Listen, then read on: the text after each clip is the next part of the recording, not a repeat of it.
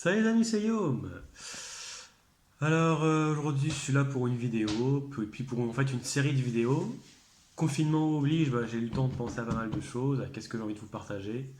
Parce que j'ai créé cette chaîne YouTube au début pour me dire oui, pour vous montrer mon évolution, pour donner envie à d'autres gens.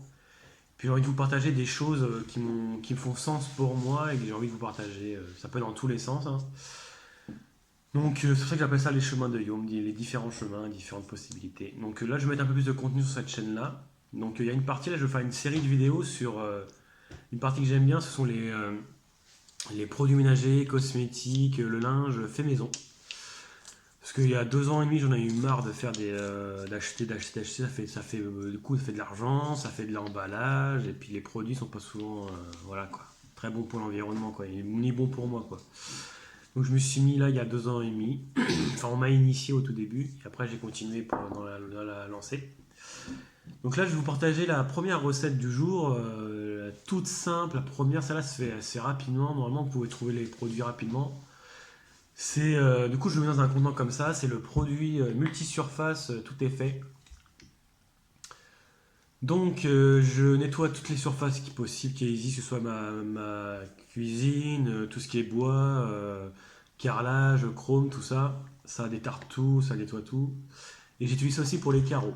Ah. Donc, qu'est-ce qu'il y a dedans? Tout simplement, il y a du vinaigre blanc que vous pouvez acheter facilement, c'est le produit tout simple.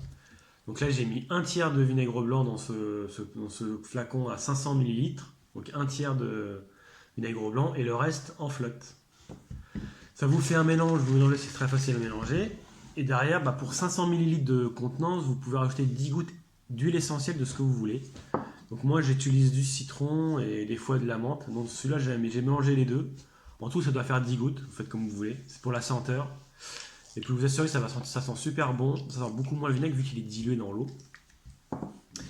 Et avec ça, vous pouvez faire rapidement tout nettoyer. Même votre PC, votre téléphone, si vous voulez, vous nettoyez. C'est super intéressant et c'est super bon.